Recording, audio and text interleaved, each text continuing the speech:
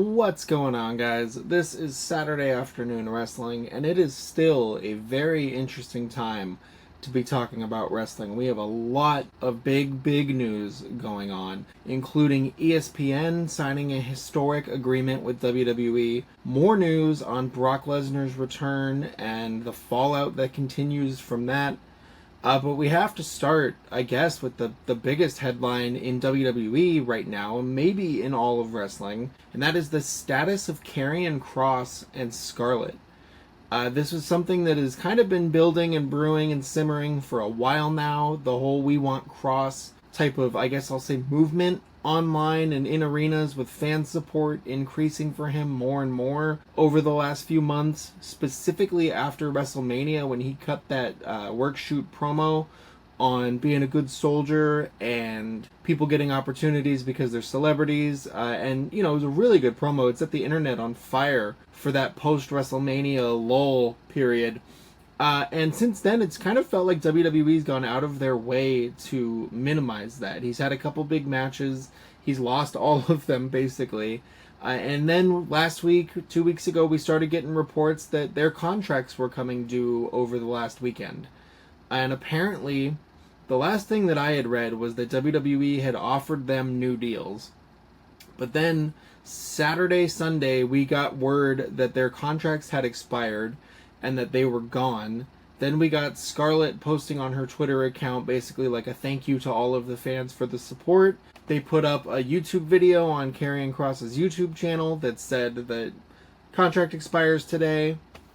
And as of this morning, Monday morning, I'm recording this, they are apparently taking indie bookings. They have shirts up on Pro Wrestling Tees, and they are apparently taking indie bookings. But there was a second report that said that some of these independent shows and companies were hesitant to book them because they think that this whole thing might be a work. They think that all of this might be a work from WWE to kind of manufacture a similar thing as the "We Want Truth, Our Truth" movement that happened a few months ago. Maybe that's the groundwork. Maybe they're trying to replicate that big shocking moment where they return. But I gotta be honest, if this really is all a work, and this has all been for gimmick, I kind of think it's not in poor taste, but like, I don't know how much good it's going to do in the long run. R-Truth was one of the hottest names in wrestling for a little bit there. Ron Killings, he came back. He had the incredible first few promos. He had the promo where he cut his hair on the desk on Raw, and he was super serious, and it looked like he was going to be taken more seriously. Then he started doing both, like, Ron Killings and R-Truth at the same time on shows. Then he went from wrestling John Cena to being kind of the linchpin and the starting point for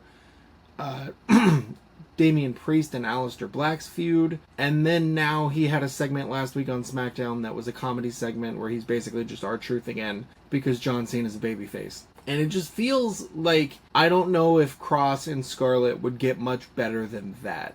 Because it's clear that they aren't going to be used in a meaningful capacity past maybe the initial bump and shock that they get. Like, if he comes back Friday and attacks Cody Rhodes and it's like, oh, it's going to be Kross and Drew McIntyre and Cody. Like, cool, but then after that, I don't have faith in the company because it's clear what they think of them and how they value them, because if they wanted to use them, they would be using them. The thing that makes this all feel like a work, though, and what I think has probably got people on edge, is they just had a match, Kross just had a match at SummerSlam last weekend. So if they booked him for SummerSlam knowing he was on the last week of his deal with nothing set in stone moving forward, that's pretty bold. That's not something they usually do. Usually that would be like, hey, we took you off TV, you got a month left, let it ride, and then you're good to go. So putting him out there with such little time remaining on his contract feels like it would have to be intentionally trying to build part of the story or to build doubt in the story.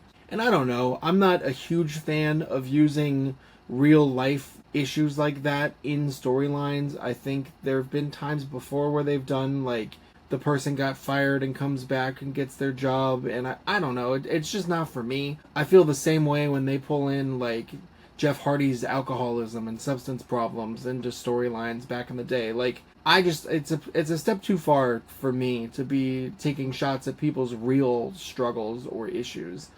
So I don't know. And I think the more that they do this, it's kind of become a hallmark of Triple H's booking. This, like, blur the lines, you don't know what's real, you don't know what's not. If you do that every time, everything's going to feel fake. Everything's going to feel like a work. And it loses that specialness, I guess, that specialty feeling that it's trying to generate. So, like, who knows? I kind of hope for Kross and Scarlett that they're able to just cleanly break and go on, and he can try to, ride this wave of momentum outside of WWE. We've seen how many options there are, and we've seen the type of success that people can have venturing out on their own, and he is certainly proven adept at generating buzz for himself. He had a book come out last week. He has his own documentary crews that are making things for YouTube constantly. So it's clear he's really plugged into doing things himself, which is nice to see too, because it's not like he was getting a ton of that from WWE over the last few months and in recent memory. So I don't know. I've never been someone that's been super in on the, like, we want Kross movement. It's never been that way for me. But if he's connecting with fans and fans want to see and support him, then I'm guessing that they will follow him wherever he goes.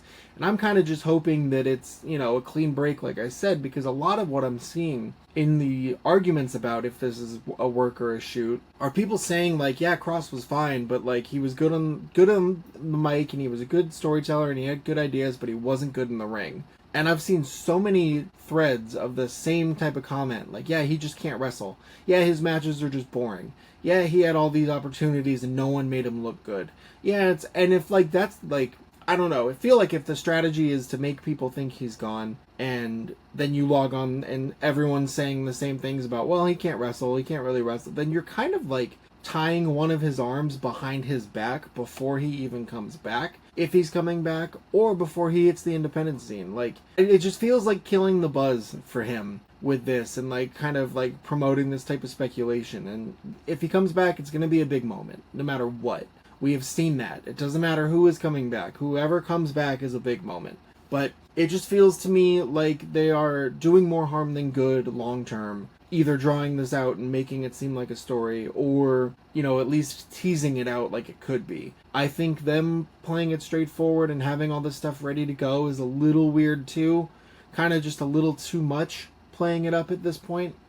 But I think it also speaks to a problem that has been plaguing current WWE, and that is this wealth of talent that they have. Like, Scarlett doesn't even wrestle for WWE, really, and, like, she would be a huge addition to either of the women's rosters. The women's wrestling is carrying WWE a lot of this. Why did I said that like Michael Cole? WWE. The women's rosters are carrying these shows so much of the time. Adding Scarlett in is just one more strong wrestler. I don't know if she's still having medical issues or whatever it was that was preventing her before, but just having her as a manager for Kross is also, I think, a huge downside. I really think she's someone that could be a huge asset to the women's division, even if they don't have it, planned to give her a monster push or make her a champion or anything. Like, just having another solid mid-card heel that you could run would be a huge boost. It would help a lot with fresh matchups and things. So we'll see what's going to happen with all this Kross stuff. We'll see if he comes back in the next week or two, what the reports might say. I just kind of think that this is getting to a point where it's a lot of the same stuff. The Triple H handbook is running a lot of the same plays.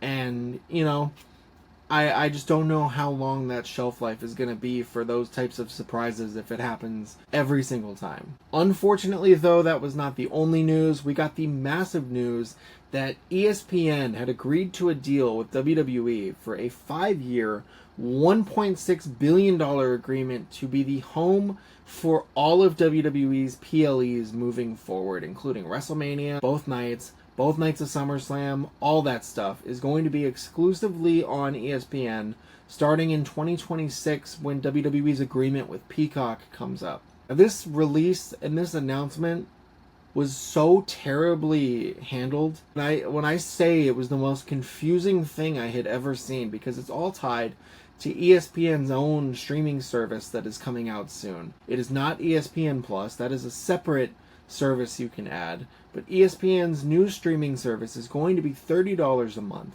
Peacock at the time was about $10 a month for the premium that people are paying, possibly even less. I don't remember if the PLEs are locked behind the higher tier or if you can get it at the $5 a month price. I don't know. I've just had the same Peacock tier forever. People were mad. People were mad that obviously, it's like 300 times more going from $10 to $30 or whatever it is. And it caused a huge backlash, and WWE and ESPN, I do not think were prepared for that. People were saying, I don't want another streaming service just to watch wrestling. I'm just going to go back to trying to pirate it. I'm going to go back to maybe one a year.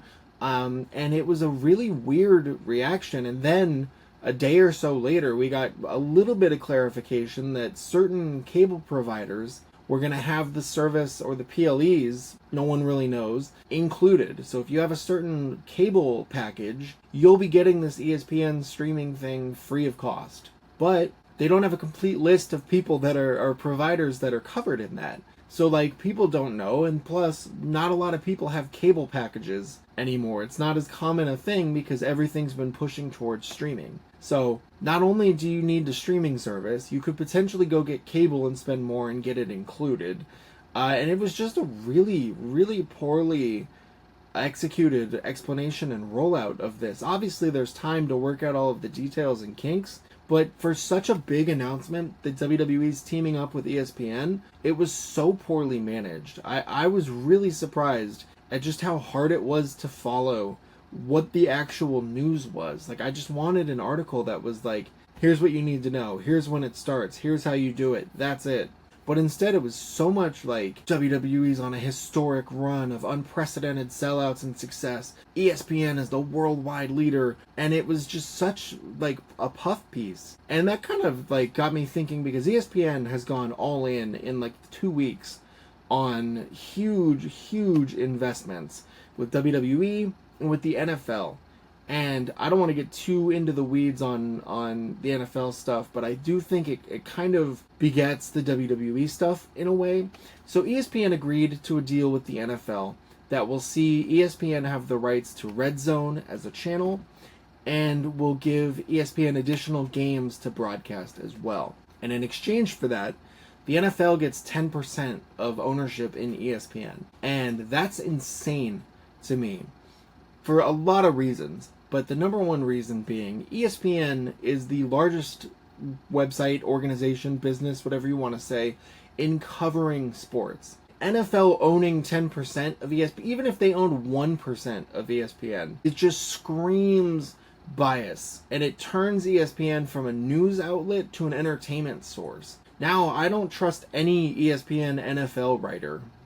If say there's a scandal, say there's another Ray Rice scandal, say someone gets in a drunk driving accident, say there's an abuse accusation, who knows how it's going to be covered and if it's going to be covered truthfully. Now, there's already been so much muddying of the waters with sports betting and the way that that's impacted the coverage of these sports and these leagues. So ESPN and the NFL just outright owning a part of it, it just feels like a massive conflict of interest and a massive boost to the NFL's PR. This isn't a move in the step of honest, good reporting. And not that WWE is reported to that same extent, but when you look at the reaction to Brock Lesnar's return, and we'll get to more of that in a minute, again, not a great day for fun, lighthearted topics. But you look at the reaction to the Brock Lesnar news, and everything that has come out from WWE's side has been how positive it is, and they're sending all these people out to do all these talks, and they're showing how many views it's getting on social media. That's what it's going to be, I think, for ESPN. And on the WWE side of things, too, I don't want Stephen A. Smith popping up on WWE pre-shows or doing commentary on SmackDown or something. Stephen A. Smith was on his phone sitting, I know we're going to get the crossovers, the special appearances. We had Cody on SportsCenter, Triple H on SportsCenter. Roman Reigns, I think, did First Take when this deal was getting announced. So it's already starting, and it just feels to me like it's like goodwill washing everything. And ESPN may have more coverage moving forward of WWE because they're going to have to drum up interest in the PLEs, but there's going to be nothing critical to it. It just feels like WWE is going out of its way to control all of the narratives around it and not give any room for any type of valid or constructive criticism. They got rid of the press conference style post shows, which, I'm going to be honest, I didn't think were that real anyways. I figured it was a ton of fed questions or like specifically defined topics that you could broach, and that was it. And then if you went off of that, you'd be done. So I don't really think it was like an open Q&A session anyways. Got rid of that, so there's not even the illusion of people having a chance to ask real questions. And I think we're going to see coverage start to shift. I don't think we're going to see, the Chris Van Vliets or the Fightfuls or the Meltzers. I don't know what type of access they're going to get. We're moving towards a world where all of the wrestlers have their own things that they're doing because they're subletting. They're doing their extra side hustles. They're working on extra projects to boost their income. They're trying to capitalize on their careers as much as they can. So that's why YouTube channels, Twitch streams, whatever it is. There's so many wrestlers' podcasts that are controlling whatever that they want. Like, they're doing their thing. And WWE is now going to be doing their thing with, journalists and media that they authorize. And I think that that's going to limit critical reporting on things like the backstage reaction to Brock Lesnar, where, you read something from Meltzer or from Fightful that says, half the locker room's pretty upset at this because of everything that's happening legally with him and him being named in the Vince lawsuits and things. I don't think we're going to get that as much. I don't think we're going to get as many hour-long interview podcasts or written interviews or anything like that with anyone that isn't WWE approved or ESPN. And I think that's a shame. I don't need all of my news coming from a Triple H appearance on Logan Paul's podcast. Compared to, it's tough to say an outside opinion when you consider the relationships so many of these companies have with these reporters, but it just feels like it's sanitized it down to a point where there is no critical reporting on any of this, and that's really disappointing. It's scary to see a company that big partner with something like ESPN, knowing that the end goal is probably cutting out any source or possibility of bad publicity. And if that all was not enough, if that is not all bleak enough, we do have some more Brock Lesnar news. As you all know, at this point, he made a shocking return to WWE at the end of SummerSlam, attacking John Cena and setting into motion that whole backlash, that whole story that has not had anything happen since then. He did not show up on Raw or SmackDown this week. They sure talked about it a lot, but he did not show up at all this week. And, there was the reaction to it as well. There was a little bit of back and forth. I touched on it last week. There was a little bit of back and forth between Triple H and John Cena, where Triple H said in one meeting that they were basically doing whatever John Cena wanted. And then John Cena said in a separate interview, hey, I do what WWE tells me. I've done it for 25 years that way. I'm not changing it now. Kind of saying, like, no, they told me Brock Lesnar, so I said, okay, it's Brock Lesnar. And then we had Triple H on ESPN following the announcement of the PLE deal.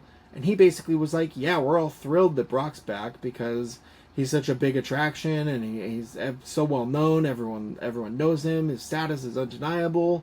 And so then he was like kind of like on ESPN taking the credit for it. And it's like, well, what is it? Like, what is the actual answer here? Are you taking credit for it? Was this a Cody thing? Was this a you thing? Was this a Cena thing? Was this a Nick Khan board member TKO thing? Like, what is the actual story here? And by putting out all of these, like, who knows what the actual story is, that's the goal, is to avoid any type of accountability to it. Oh, it's just he's back.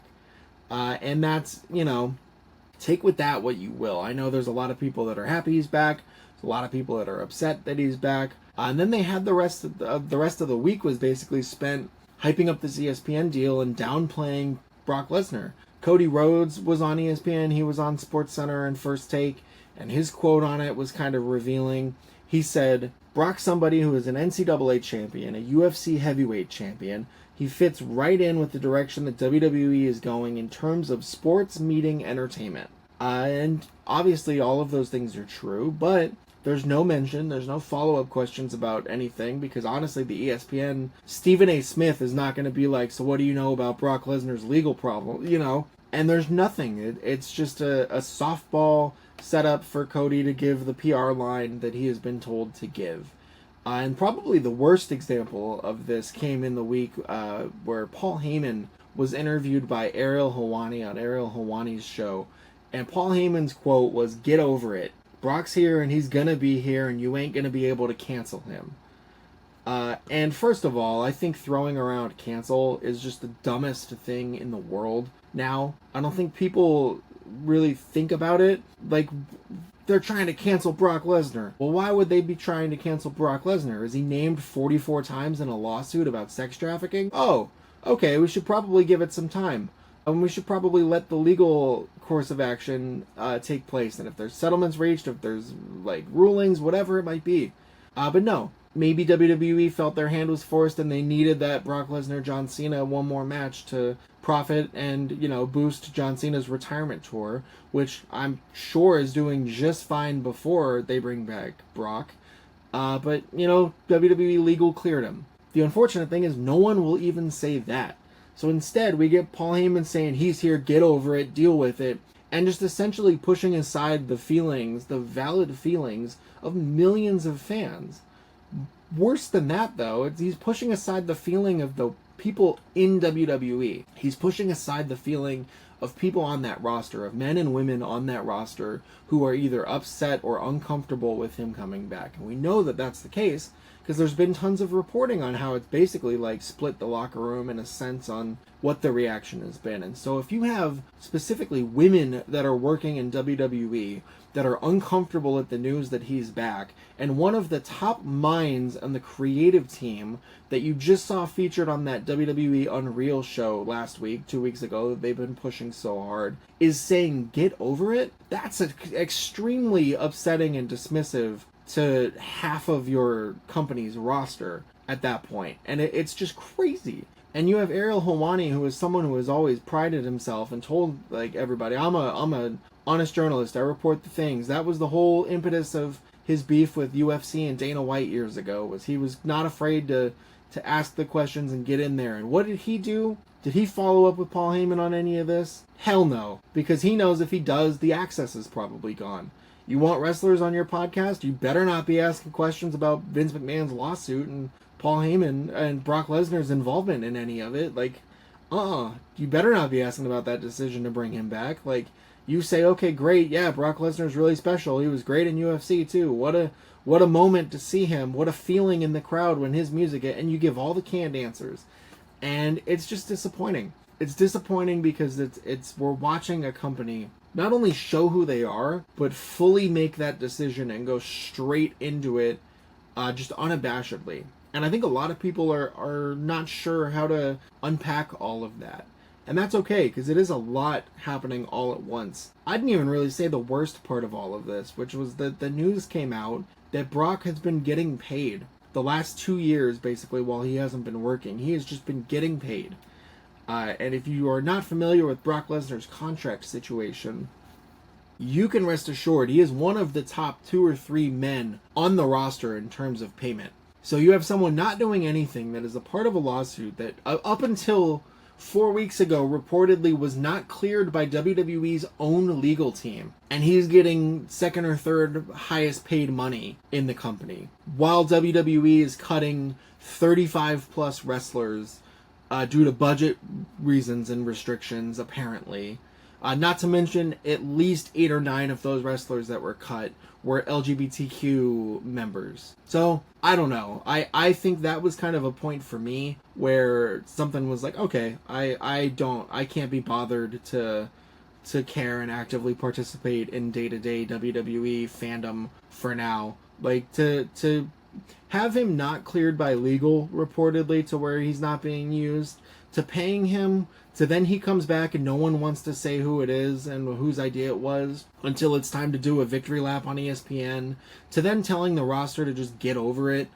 I don't know. It's disappointing to see it all happen at once and to see, like I said, a company show you who they are and what their values are all at once while still trying to also talk out of the other side of their mouth and assure that they're, on the cutting edge of this and that, and they're pushing things this way. And it just feels like we are witnessing a tipping point here because, and to take it back to the ESPN deal, you're asking fans now to buy a new streaming service that is $30 a month for 4 to 5 matches on a PLE card. Every match is sponsored by its own thing, and you're getting ads between every single match, and sometimes in the matches as well. So you're paying more for less in-ring product and more commercials. And I don't know. I understand a lot of the disenchantment that's happening with WWE at this point. We'll see what's going to happen. I think at some point TKO is going to have to realize that they can't run it like they do the UFC. But at the same time, if there's anything we know, it's that businessmen, suits in the head office aren't exactly tuned in to what the day-to-day wants of the fans are. So we'll see what's going to happen. I, for one, cannot wait to see Stephen A. in the ring post-match interviewing someone, not knowing how to pronounce a name or what even just happened in the ring. That'll be great. And you know what? I get to pay $30 a month for that on top of it. Even better. Do have a little bit more news on the AEW side of thing that is decidedly less serious. First up, want to send get well soon to Dustin Rhodes. He had to have double knee replacement surgery at age 56 last week, and he has basically already said that he's not done. He will be back. He had an incredible match with Kyle Fletcher for the TNT title, knowing he was going to need a double knee replacement. That match was insane. And then when it comes out that he needs to have a double knee replacement and it's going to be gone for a long time, it's baffling how he was able to do so many of the things that he did. What an unbelievable performance for him. And also shout out to him for being so willing to put everything on the line to put over Kyle Fletcher like that. He made him look like $1 million. So if you had not seen that match from 2 weeks ago, I highly recommend it.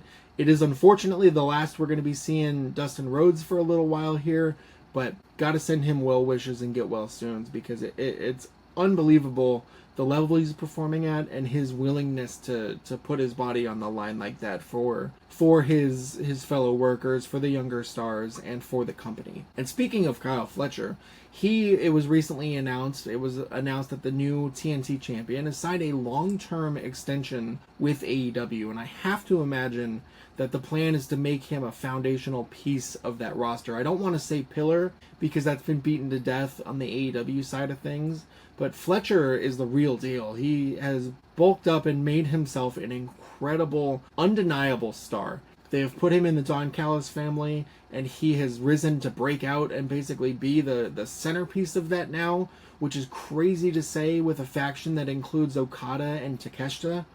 But it's clear he's being positioned as the guy.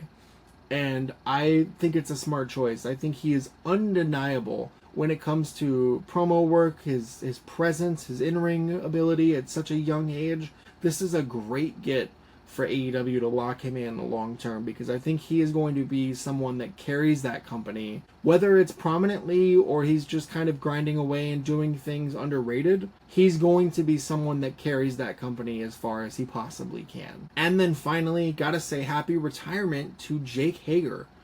Jake Hager, aka Jack Swagger from his time back in WWE, has announced that he's retired from wrestling and he opened a trucking company. I don't know what the correlation was there. I saw the headline and saw a little bit about how he wanted a little bit more stability and didn't want to be so inconsistent with his appearances in wrestling and everything while keeping up all of the grueling schedule, which makes sense. So I wish him nothing but success with his post wrestling run and career. It sounds like he knows what he's doing. It sounds like he has had this thought for a long time. So shout out to him for knowing what he wants and for choosing to retire on his own terms. and I wish him all of the success with it. And I think that's everything. Honestly, that was the main things that stood out to me headline wise from the week. If I missed anything, please feel free to hit the comment section, or you can email. I will put the email address in the description as always. I appreciate everyone watching. I hope everyone is enjoying a good Monday so far. I will try to be back on a regular schedule of Saturdays. Kind of doesn't make sense to post Saturday afternoon wrestling on days that aren't Saturday. But, I wanted to see how this Kross thing was developing. I wanted to wait and see if there was any more news that was going to come out. And then things get busy. This isn't, full-time work and everything in between. So just wanted to give it a little bit of time. But I will try to be back to that Saturday schedule moving forward. Thank you all so much for watching, listening, subscribing, following, anything you do. It is super appreciated. Hope everyone's having a good Monday. And I will see you next time.